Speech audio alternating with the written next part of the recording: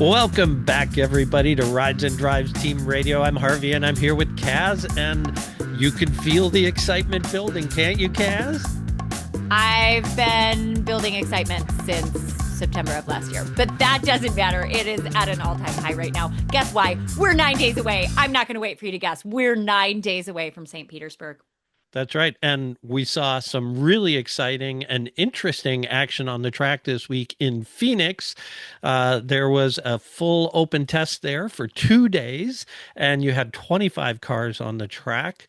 They all pretty much ran together. The difference between the fastest car and the slowest car, 25, was just 0.79 seconds on their lap Yeah, time. really exciting to have Really? such a close practice. But even within those fractions of seconds, there's still so much to talk about and a lot that I think we were able to learn. So before we dive into, deep analysis of each tenth, Harvey, let's talk about your big hot takeaway. If you could say one thing about Phoenix testing, what would you say? Chevy's back, baby. Chevy is back. Mm, We were really worried after the test at Sebring that yeah. Honda was going to be up front again the way they were, because four of the five fastest cars at Sebring had Honda engines. Hmm. In Phoenix, four of the five fastest cars had Chevy engines. So, does that mean Chevy's going to be better at ovals? Does it mean Chevy's going to be better on high speed type scenarios? Who knows? We don't know enough yet. That's too small a sample size of these two types of track. But what I do know is that the Chevys are much more competitive in these tests. I expect to see them at the front of the grid right from the beginning of the season.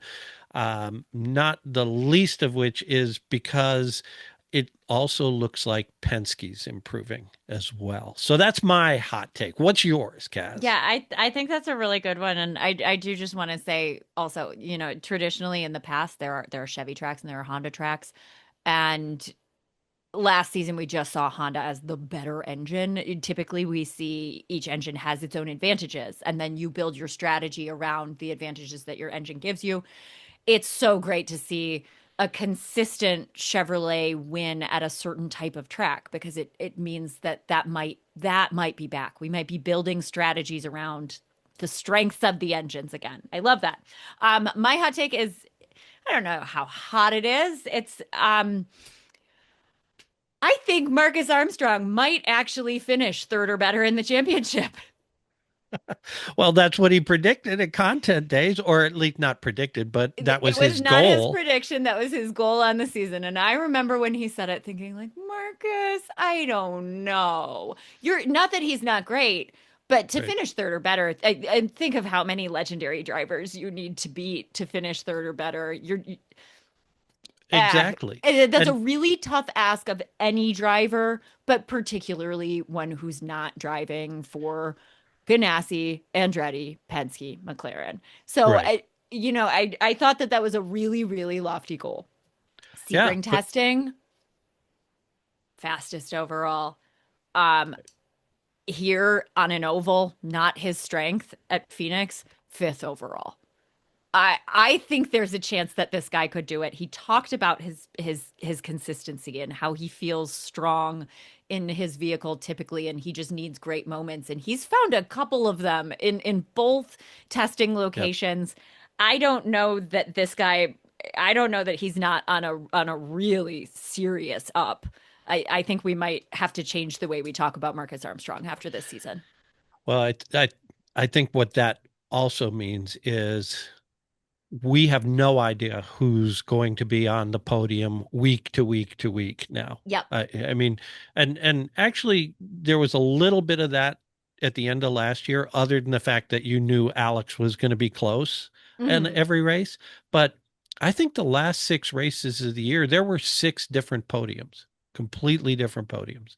Yeah. So I I think we're in for a heck of a season because of the what we're seeing on testing. We're seeing David Malukas, put in some lap times and, take over that car and not miss a beat. We're seeing Ferrucci and AJ Foyt kind of backing up what they did toward the end of the season a little bit. RLL has a little energy in them now. Their results were better, I think, on this test, especially considering it's a short oval where they didn't do well last year. You know, to be in sort of for Graham to get to the top half of the grid, shall we say, in that test, I think was bodes well for RLL this year. Um, so there are a number of different changes, and there's some really solid opportunities, I think, for teams to score some points. It's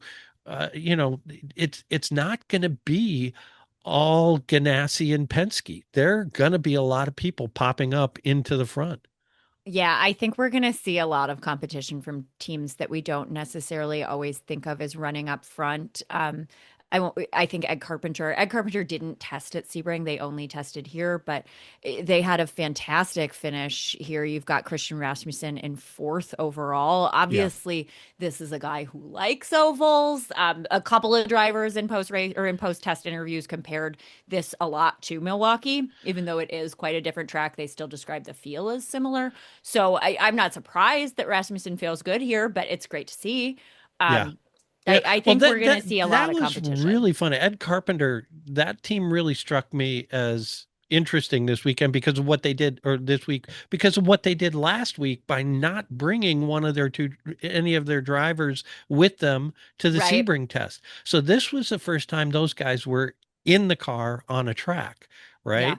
And to see them do as well as they did, to be as competitive as they are, and yeah, it's that short oval, like you said, that Rasmussen likes, but it's it, that's a really technical track. One end of it is a high banked oval, very much like Gateway, right? Hmm.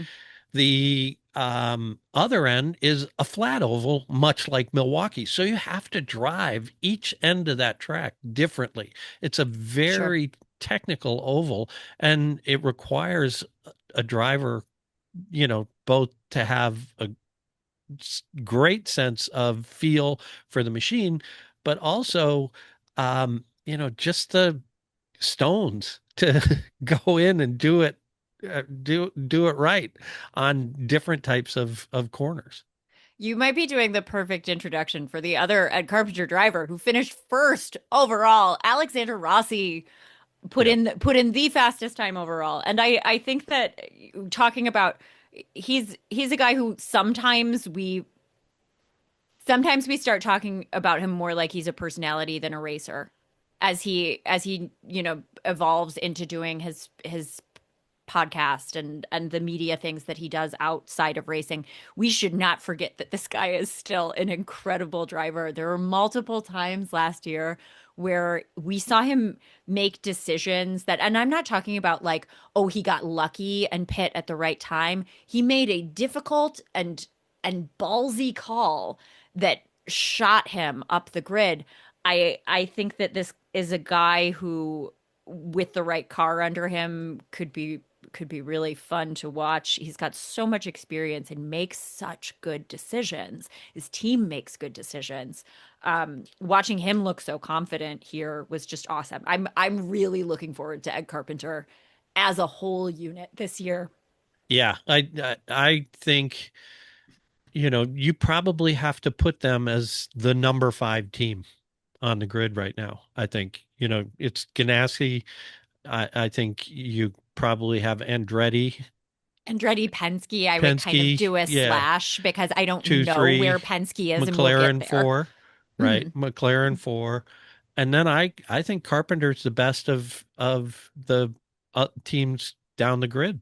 I also put them at four, and not even because I just think that the pure guts of not showing up for one test and then showing up for the second one and claiming time 1 and time 4 overall is just that's such an incredible statement. They must have felt confident. We talked Yeah. after Sebring, why didn't they bring their drivers?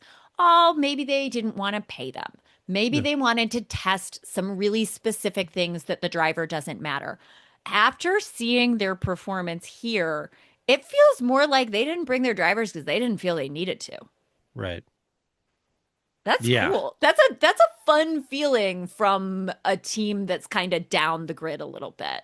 Especially a team that started to see some strong progress toward the end of last season. This feels like they're building on that, right? Yeah.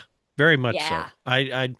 I think this is a team that's taking advantage of their technical partnerships. They have, you know, he had two really good drivers for those Yeah. cars. Rossi's got all the experience in the world, all the accolades, and Rasmussen, we saw what he can do when he's got the bit between his teeth. And Rasmussen's got the skills and the gumption. yeah, so they're going to be a force to be reckoned with throughout the season. I would keep here's this just I'm going to keep an eye on them at Indy. Yeah, I think, I Ed agree. Ed knows that place so well. Hmm. Rossi's won there. Rasmussen can win there. Rasmussen They're can win there. Yes. they clearly have cars that have the speed. Now, can they have the luck and the other things you need to have at Indy? But there's no reason that you couldn't see one of those two cars in victory circle, at victory lane at the end of the Indy 500. I'm certain at least one of them is going to lead laps. How many Yeah. at the right time, I don't know. Well, who knows? It might even be Ed Carpenter leading a It lap or might, two, right? well, that's the other thing I was going to say too is, I know that team orders are not strictly legal, but Ed being on the track can offer a little bit of support to his drivers as well. And talking about a guy with experience, knowledge, Yeah, and great decision making skills, Ed Carpenter is that guy. If he sees an opportunity for him to help Rasmussen get up to P1 at the 500, he will do it. Um, sure. Looking forward to it.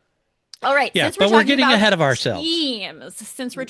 teams, Yes. I think the other important team to look at out of Phoenix testing is Penske. They were Yes. nearly Penske perfect session 1. They finished 1-2-8. Yep. After last year, that's got to feel good. Yeah, and they didn't fall off much in session two. They were 2, 4, and 10 there.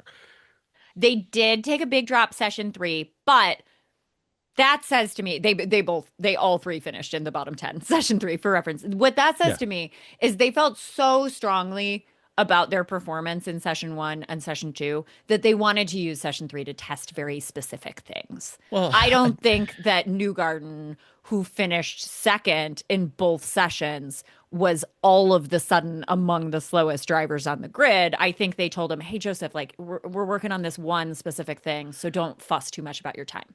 I think what happened is in Phoenix they only had five. Each car had Mm, 5 sets of tires to work with.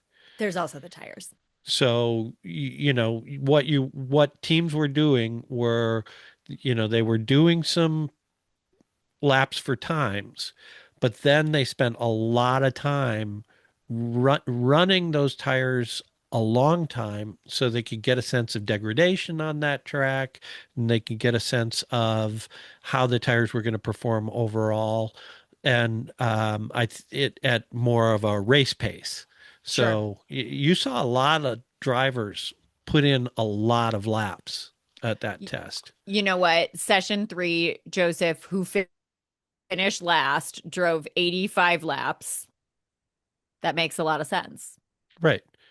He just, Working on, yeah, working on getting the car set for long runs on that track. And like I said, the delta between the fastest car and the slowest car was less than a second on any given lap. Now that's only a 21-second lap, but that's still that's pretty dang tight.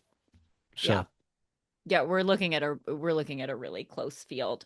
All right. Now, hey, we're talking about driving a lot of laps. You know who drove a lot of laps? yes, I was really surprised to see how many laps Will Power put in, but I, I was surprised how many he put in. I'm not surprised he's the guy who put the most laps in, right?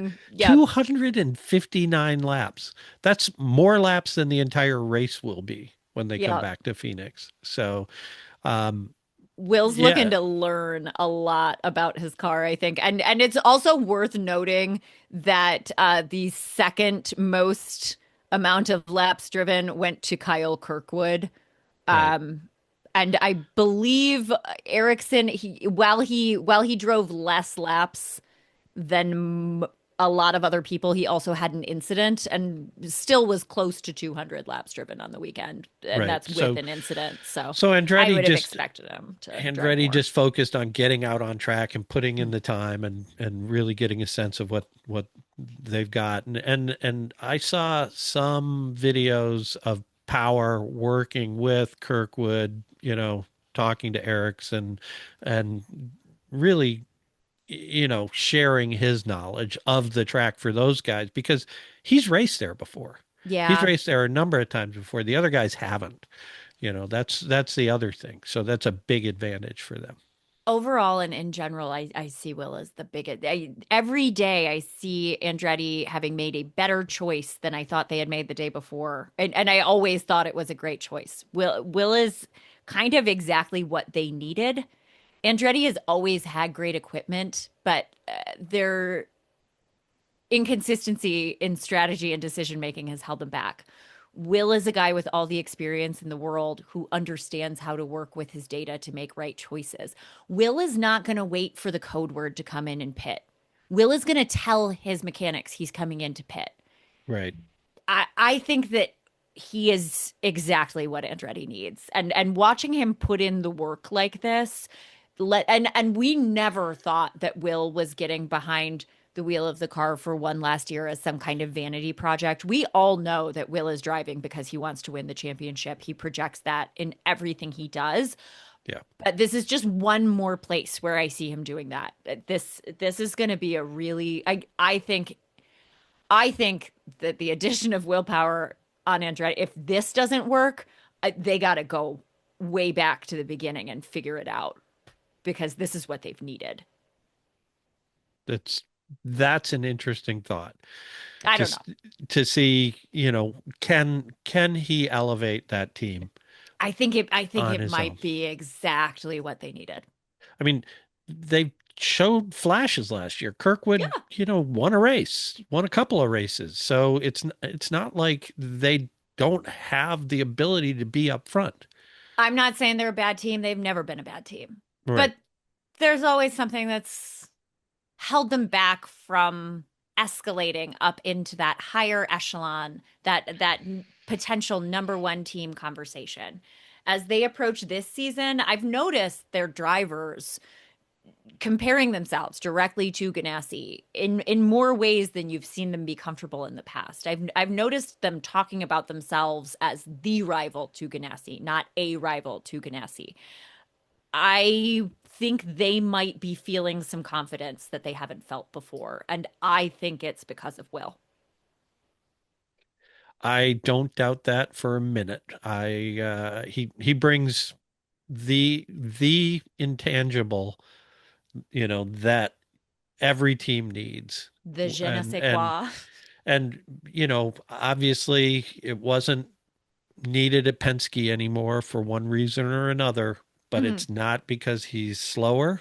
Mm-mm. It's not because he doesn't want to win, and it's not because he doesn't have the experience to help a team. Yeah, He just ran out his time at Penske. yeah. So it's going to be really interesting to see how he does this year. I'll be shocked if he doesn't end up on the top step of the podium at one or two races. Portland seems to be his place, so maybe we look for him again there. But who knows where else he'll run up front? He's capable of winning anywhere. That's what I love That about is that true. guy.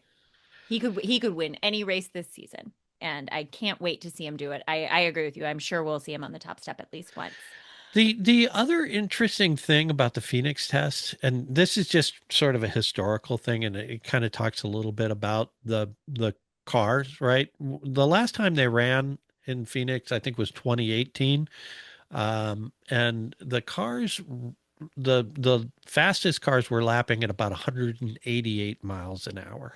Oh, wow. This test, the fastest cars were, I think, 175, right Yeah. around there. Yeah. I think it was 174, Right. 5.9, Something something like like that. that. Yeah. Yeah. So, and the difference is the aero screen, because Okay. back then the cars didn't have the aero screen. Sure. They didn't, and the hybrid. You have 300 extra pounds on a car More because of weight. that system now. So you got more weight. So we're not turning laps as fast, but the racing is going to be a lot closer. So I sometimes I think like, in passenger cars, 0 to 60 times are overrated. I think Hmm. top speed is overrated in racing sometimes. Okay.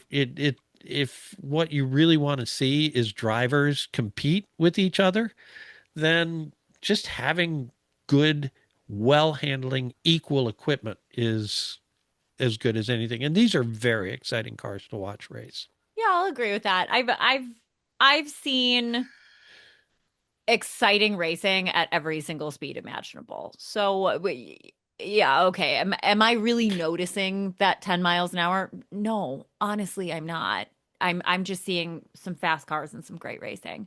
And while we're talking about the racing, we've talked a couple of times about the High Line, Yep. about how exciting it would be at Phoenix if there is a second lane.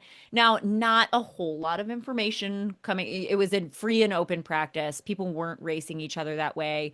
But we did get one maybe tiny indicator about what to expect.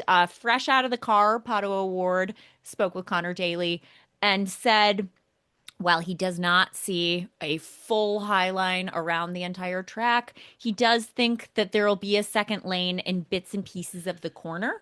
The direct quote he gave was, if you can get half a wing in there, you might Yep. be able to set up a pass in Yeah. the And corner. Oh, I, how cool is that? yeah, and I think Dixon and Rahal both echoed that, Hmm. that they saw some passing opportunities. The thing about that track is it's not an oval, right? It's Hmm. more of that tri-oval shape where you've got um, the delta shaped track. And so it really becomes hard to do 3 lanes all the way around that if you're running a racing line all the way around the track. Hmm. So yeah, I'm excited because I think like Milwaukee, there was a lot of passing going into and around those corners. So on the flat end of the track, I'd be really interested to see how much passing goes on there. And look, this changes as the race goes on. 150 laps in, you've got a track that has had a lot of rubber laid onto it and been heated up in certain way. We're Well, that looking at a yeah, potential for something cool toward the end of the race, which is pretty exciting to me. yeah, that the things about this test, there was not a lot of rubber on the track. Hmm. There were cool temperatures on day two. Hmm. And And that windy. and it was windy. And now you think about what's going to happen on race weekend. You've got not just IndyCar racing there, you've got NASCAR racing there as well. Yes, you do. So there's going to be a lot of Goodyear rubber on that track along with the Firestone rubber. And we'll see what that does because that's going to be a big unknown. No one knows how that's going to affect the That racing. is such an interesting, tiny little different compounds are going to affect the track in different ways. Who knows? Who knows whether it'll make it stickier or what? But Interesting. we'll find out. It's just that there's more, Yeah. really as much as anything, rather than different compounds or whatever. But the fact that there's more rubber going down on that track I know there being from, more is what's most significant, but I'm yeah, having fun thinking about how the different tires might affect the track differently. Is that's is that funny. so wrong? No, it's not. But so this was good. There was a lot to like about what happened at Phoenix. A lot of learning. The rookies got some time in there too. Uh, Kyle Collette got his first experience with a wall in Beefed an it. Indy car. Beefed it. Yeah, he did. He had a funny story about that, didn't he? Yeah, he did. He said when asked about how Santino's been helping him on ovals specifically, Kaio and Santino are having this cute teammate situation where they just love each other and can't stop praising each other. And that was the case again. But then Kaio said, one thing Santino told me was don't change your tires in the afternoon because going into turn three, the sun's in your eyes. And if you're not ready for the grip that your new tires have, you're going to put it into the wall. And then he laughed and said, maybe I'll listen to him next time. Yeah. So Yep. great teammate bond. Yes. Also, good. What I took away from that is that Kaio knows what happened. He's learned a rookie mistake is a you know very common phrase for a reason because rookies make them. The Yep. question is, can you learn from them? It seems like Kaio knows exactly what he did wrong. So good for him. I'm looking forward to seeing him race more. Agree. I agree with that. Yeah, there were a couple of other accidents. Nothing major. No Hmm. drivers were injured, which is great. So, a couple of cars had to be rebuilt, but that's okay. That's what you expect in an ovals. They're going to be those kind of incidents. But as long as people walk away, then IndyCar is doing their job. That's Yeah. one of the things I love about this chassis is how safe it is comparatively and how we can have accidents now and have relative confidence that the drivers are going to walk away from it. It's wild to me thinking about what it was like to be a racing fan when you were young. Yeah, I'm of course we are now always aware of the possibilities, but it's so rare for there to be a fatal accident in a car race these days. And I yeah, just, yeah. When I was growing up, my heroes died yeah, at the racetrack, and yeah. and you had to be prepared for that. We talked about that on the AJ Foyt podcast, but um, yeah, this is the era we're in, and thank goodness the safety and um, the quality both of the equipment and the medical staff on site and the safety crews and all that stuff. It's just great to see. So, Yeah. but speaking of sad news, we had some this week. George Barber, founder of Barber Motorsports Park, and a great motorsports not only enthusiast but participant, passed away Hmm. this past week on February 15th at the age of 85. He was sort of that classic motorsports story, right? He came back from the war, took over his family's business. It was a little dairy in Alabama. He grew it to this, large business. Always had a passion for motorsports. Got into it himself. He won 63 sports car races in his career. So, I did he not know that. he's a pretty solid driver. But in 2003, he wanted to give back, give the sport to, and his passion for the sport to the people of Alabama. So he built Barber Motorsports Park. And what I love is the direction he gave the architects and designers of the facility. He said, I want this to be a botanical garden with a racetrack in it. And people refer to it as the Augusta National of motorsports. So as Augusta is to the PGA, Barber is to motorsports. So I really Hmm. have to get down there and see it. Um, Barber for uh, me has always been true bucket list. I've not made it either.